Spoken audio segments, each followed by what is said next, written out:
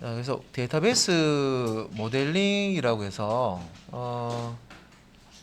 자 여기서 이제 뭐 개념이라든지 어떻게 이제 모델링을 하는지 간단하게 한번 보도록 하겠습니다.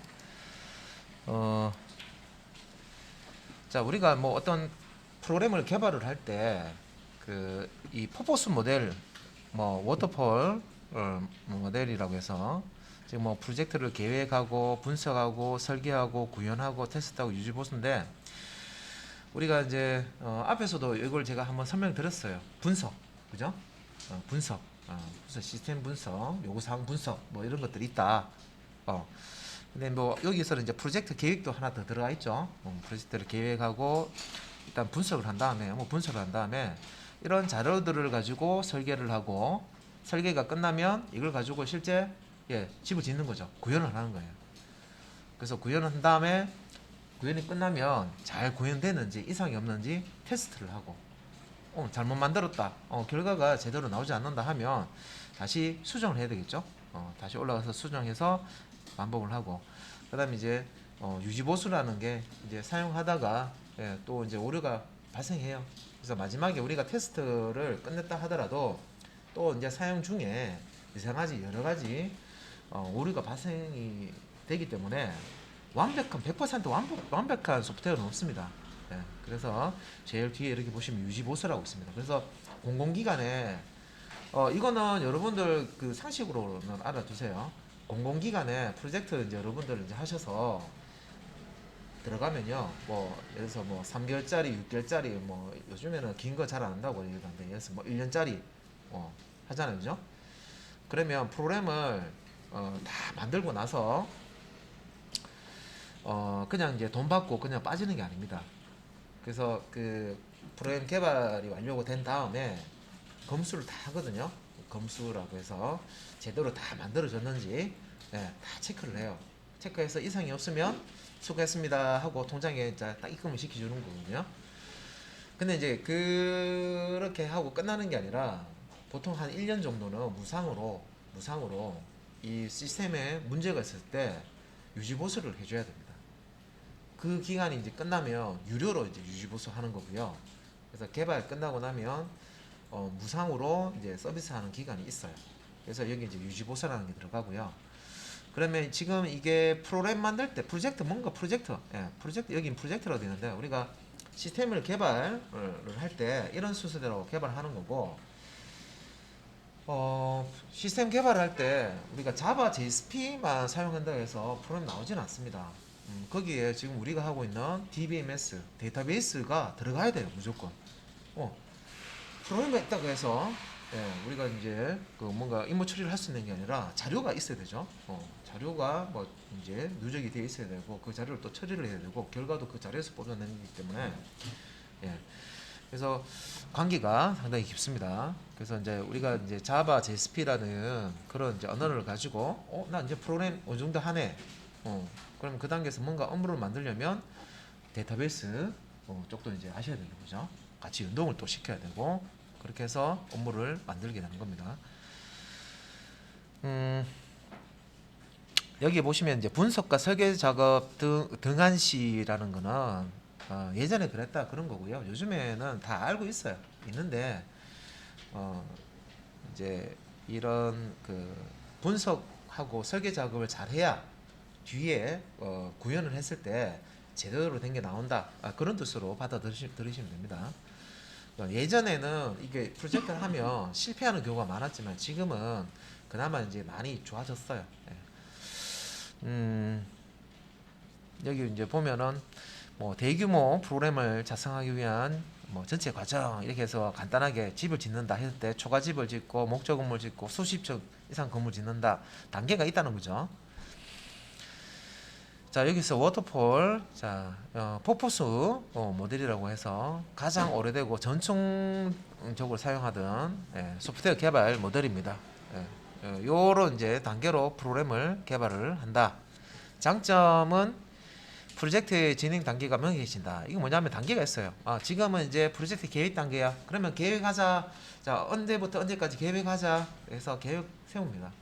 그다음 분석 단계야. 딱 들어오면 언제부터 언제까지 분석하는 하는 일정을 잡아놓으면 그 일정에 자 우리 이제 분석합시다 해가지고 예, 분석하겠죠. 그 다음에 이제 시스템 설계 일정이 이제 돌아오면 요 일정에서는 자 설계 쪽에 또 작업을 또 합니다. 그래서 딱딱딱 여기 보면 한층 한층 폭포수가 이렇게 떨어지듯이 예, 그다음 이렇게 물이 흐르듯이 이렇게 이제 진행이 됩니다. 그래서 폭포수가 떨어지듯이 각 단계가 끝나면 다음 단계로 진행하기 때문에 단계가 명확하다. 지금 무슨 단계냐? 지금 설계 단계다. 지금 무슨 단계냐? 분석 단계다. 지금 무슨 단계냐? 지금 구현 단계다. 진행이 어느 정도 되어 있는지를 이제 파악하기 쉽다는 얘기고요. 단점은 문제점이 발생됐을 때 앞 단계로 거슬러 올라가기가 힘들고 문제점 대부분이 프로그램 구현 단계나 테스트 단계에서 예, 발생이 된다. 그래서 대부분 문제점을 업무 분석 단계에서 다시 시작해서 해결하는 이제 그런 단점이 있습니다. 그러면 이제 앞에 이제 프로그램 쪽에 이렇게 설명을 드렸는데 사실 우리가 프로그램 개발한다는 얘기를 하면요, 일단은 이제 데이터베이스가 빠질 수가 없습니다. 그러면 데이터베이스는 그러면 어떤 단계에 들어가야 되느냐? 자, 데이터베이스 우리가 뭐 자바 뭐나 프로그램 해봤기 때문에 그런 프로그램 작성할 때 2단계로 지금 흘러갑니다. 그러면 자료에 관련된 거 데이터베이스는 그러면 프로젝트 계획 단계, 업무 분석 단계, 시스템 설계 단계, 구현 단계 각각 그러면 데이터베이스는 어떻게 개발해야 되느냐 그것도 좀 아셔야 되잖아요, 그죠?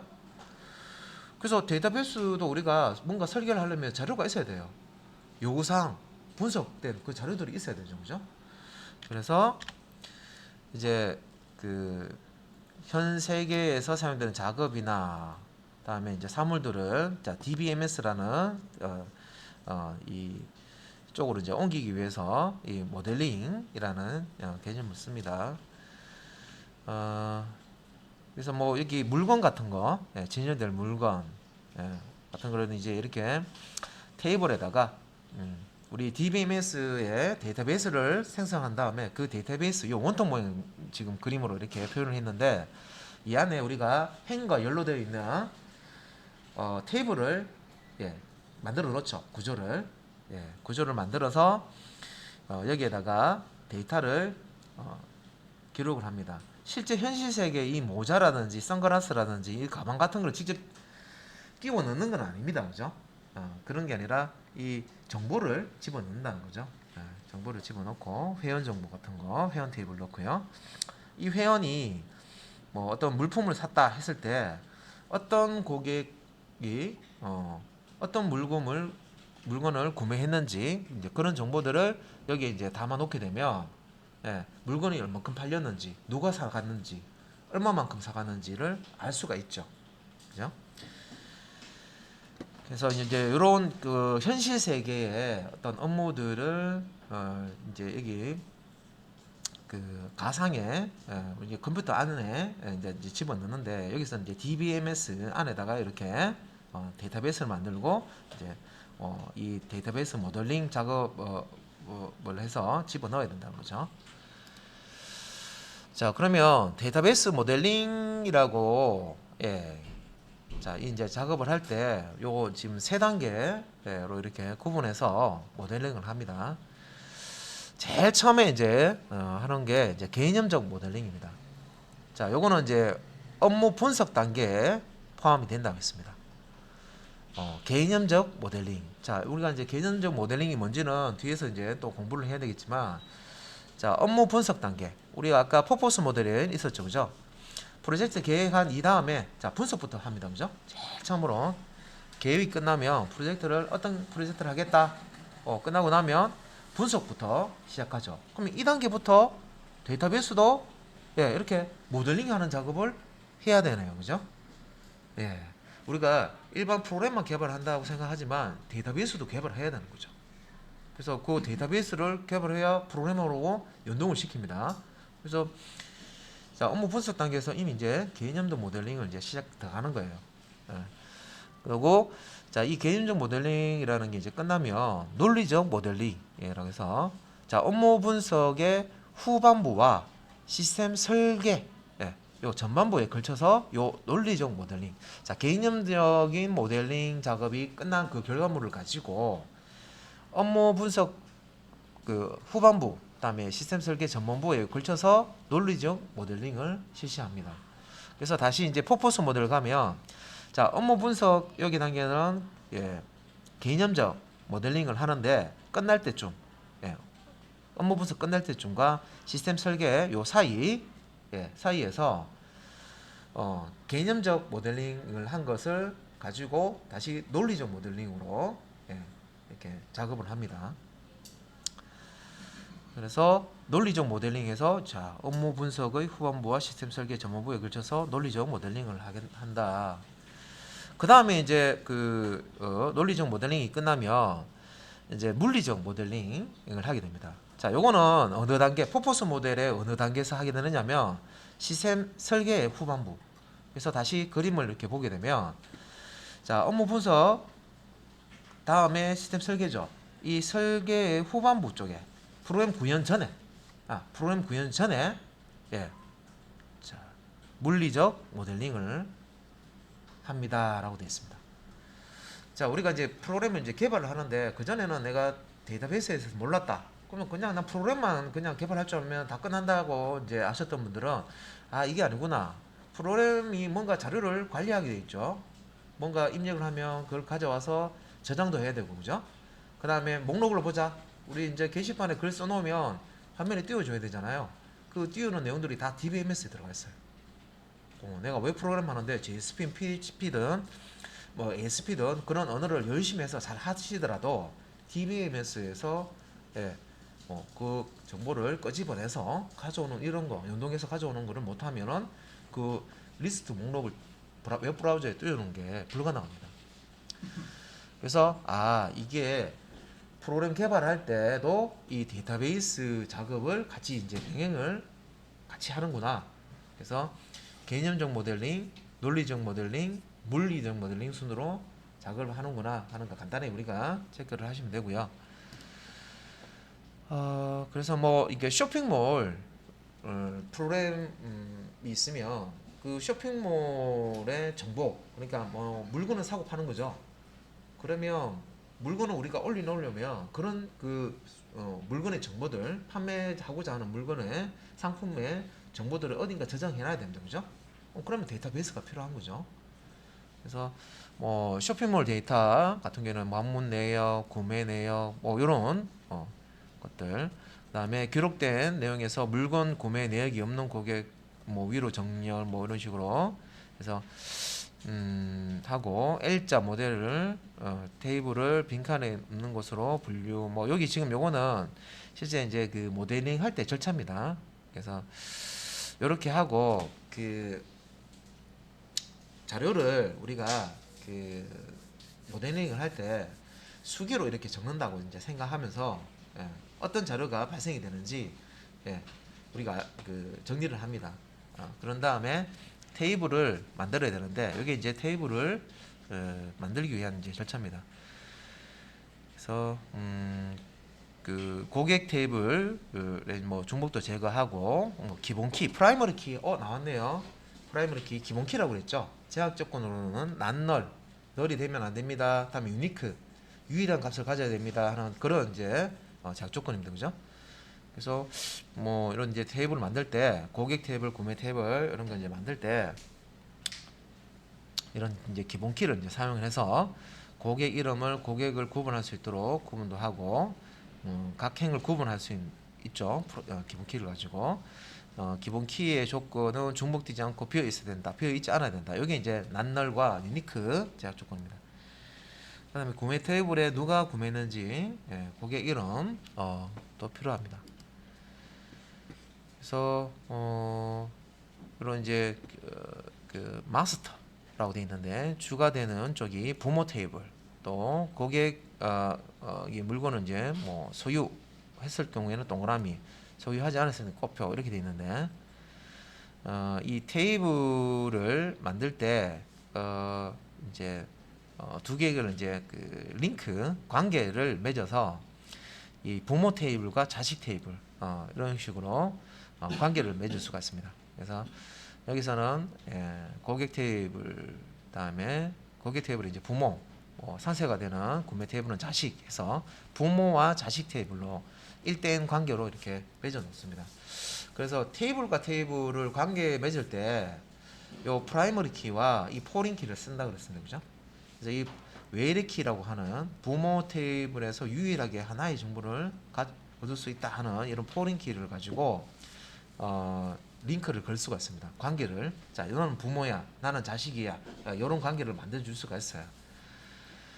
그래서 뭐 제약 조건으로는 새로운 데이터를 들어갈 때는 부모 테이블에 먼저 넣어야 되고, 데이터 삭제 시에는 자식 테이블에서 먼저 지워야 된다. 자, 이런 조건이 있습니다. 그래서 일단은 이제 한번 그림 볼게요. 앞에서 뭐 글자로만 보니까 뭔 얘기인지, 그죠? 그래서 일단은 표로 한번 보시면은 고객 테이블은 이렇게 만들어질 거예요.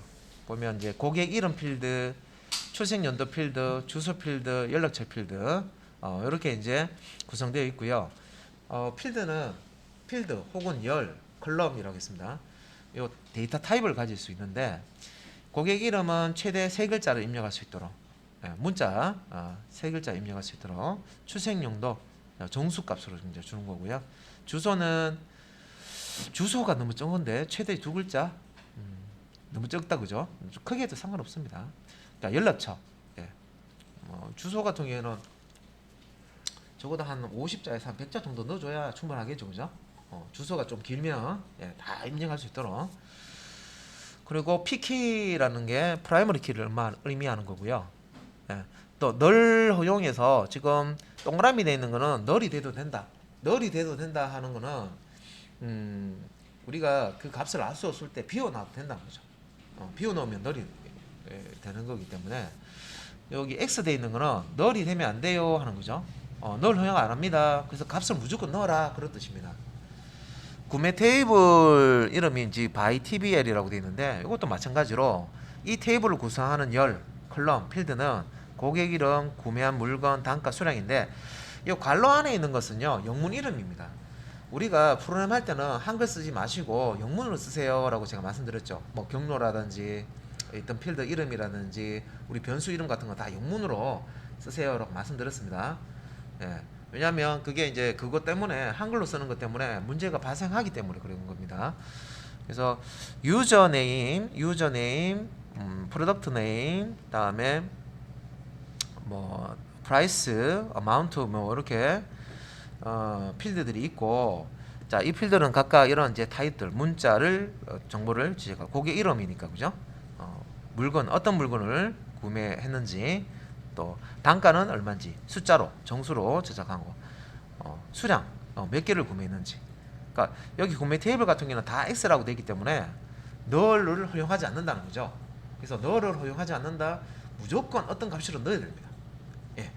빈 공백으로 놔두면 안 된다는 뜻이죠. 그리고 이제 요 구매 테이블 같은 경우에는 요 고객 이름 부분에 이렇게 보면 FK도 있죠. 이게 이제 포린 키, 웨린 키를 얘기하는 겁니다. 이 포린 키는 이 고객 테이블에 프라이머리 키를 참조합니다. 참조한다는 거는 그게 뭐냐면, 저쪽에 우리 참조라는 게 다른 쪽에 있는 내용을 확인해서 그 내용을 가져온다는 뜻이거든요. 그래서 이 프라이머리 키와 포린 키가 이 고객 테이블과 구매 테이블로 지금 나눠져 있어요.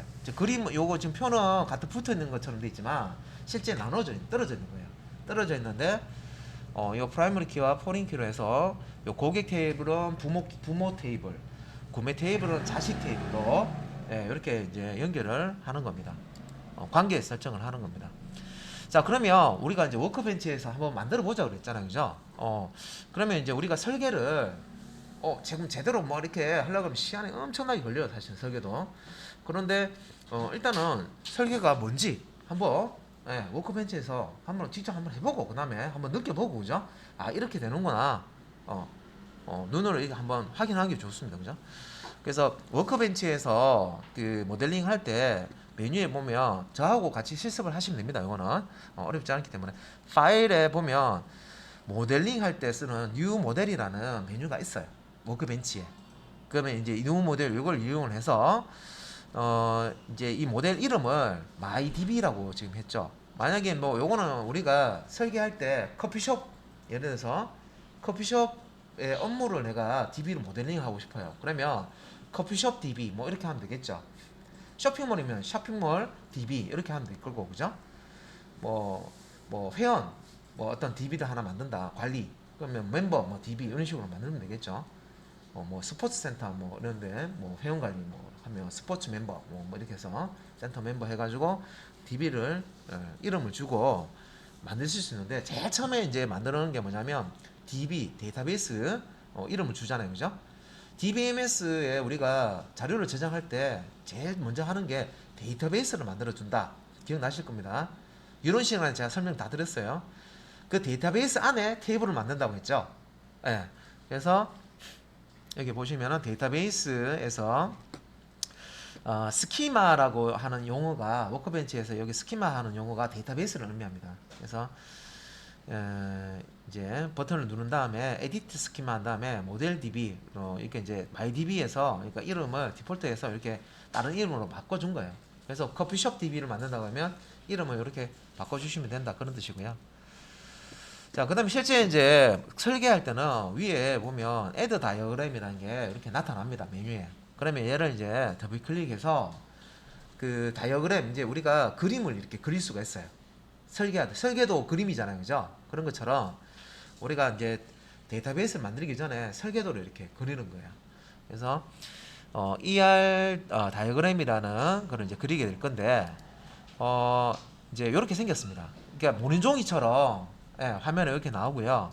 여기에 아이콘들이 나와 있어요. 이 아이콘들을 가지고 이런 이제 그 다이어그램, 그러니까 설계를 할 수가 있습니다. 예.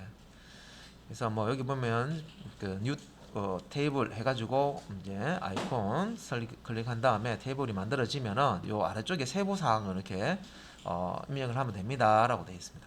예. 그리고 이제 이렇게 뭐 관계 설정, 관계라고 아까 프라이머리 키, 포린 키는 부모가 자식 테이블 이렇게 관계를 맺을 수 있습니다라고 말씀드렸죠. 예, 그런 것처럼 이렇게 만들어진 거예요. 이 그림 만드는 거예요. 이렇게. 요게 데이터베이스 여러분들이 이제 설계를 하면 이런 이걸 이제 ER 다이어그램이라고 합니다.